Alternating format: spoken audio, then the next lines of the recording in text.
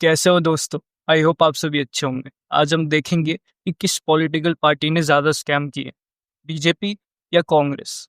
जैसे कि हम जानते हैं कि बीजेपी सिर्फ 10 साल ही राज में रही है और कांग्रेस काफ़ी ज़्यादा साल राज में रह चुकी है। तो हम दोनों पार्टी के सिर्फ 10 साल ही कंपेयर करेंगे। तो चलो कांग्रेस से शुरू करते हैं। 2008 में 2G spectrum scam.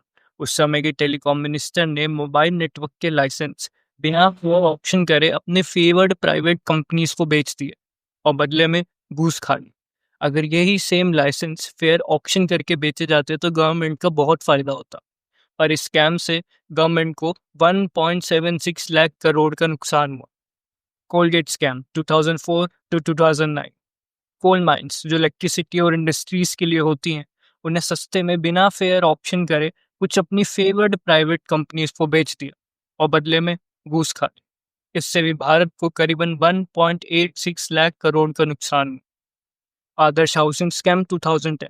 Indian army के लिए जो मुंबई में बिल्डिंग बन रही थी, वो पॉलिटिशियंस ने अलॉट कर ली। जो फ्लैट्स गरीब फौजियों के लिए थे, वो पॉलिटिशियंस ने अपने फैमिली मेंबर्स के नाम करवा लिए। इससे भारत को करीबन 8,000 करोड़ का नुकसान हुआ। 2010 कॉमनवेल्थ गेम्स स्कैम। इसमें जो गवर्नमेंट एम्प्लॉयज़ को पैसा दिया गया था सामान खरीदने के लिए, जैसे टिश्यू पेपर, एसी, चेयर, उन पैसों से गवर्नमेंट एम्प्लॉयज़ ने सामान सस्ते में खरीद लिया और पेपर में लिखवा दिया कि सामान बहुत महंगे में खरीदा है और बाकी का पैसा अपनी जेब में डाल लिया। कंस्ट्रक्शन का और बाकी चीज़ों का काम अपनी दोस्तों की कंपनीज को दे दिया जिन्हें काम आता भी नहीं था और बदले में घूस खा ली। स्टेडियम बनाने में बहुत ही खराब मटेरियल यूज़ किया और बाकी का पैसा खुद खा लिया। मनी लॉन्ड्रिंग भी हुई। काफ़ी सारे फॉरेन बैंक्स में मिनिस्टर्स ने अपना पैसा छुपाया। इस पूरे स्कैम से भारत को करीबन 70,000 करोड़ का नुकसान हुआ। Agusta Westland helicopter scam 2010। Indian air force की ज़रूरत थी वीआईपी हेलीकॉप्टर्स की और गवर्नमेंट ने पैसे दिए ये हेलीकॉप्टर खरीदने के लिए कुछ पॉलिटिशियंस और ऑफिशियल्स, और एक इटालियन कंपनी अगस्ता वेस्टलैंड को ये डील चाहिए ही चाहिए थी। पर उनके हेलीकॉप्टर अच्छी क्वालिटी के नहीं थे और आर्मी के रूल्स के हिसाब से फिट भी नहीं थे। जैसे कि एक रूल है कि हेलीकॉप्टर 18,000 फीट तक तो उड़ ही सकता हो, पर अगस्ता वेस्टलैंड कंपनी का हेलीकॉप्टर सिर्फ 15,000 फीट तक उड़ सकता था। तो कंपनी ने इन पॉलिटिशियंस और ऑफिशियल्स को पैसे दिए और बदले में आर्मी के रूल्स ही चेंज करवा दिए और डील पक्की कर ली। इससे भारत को करीबन 3,600 करोड़ का नुकसान।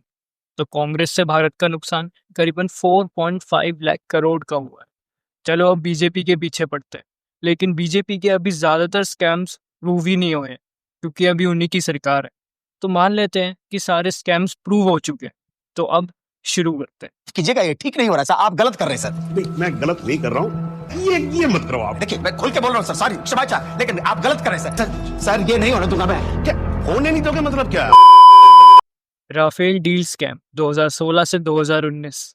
इंडियन एयरफोर्स को फाइटर जेट्स की जरूरत थी, तो बीजेपी सरकार ने जेट्स खरीदे एक फ्रांस की कंपनी से।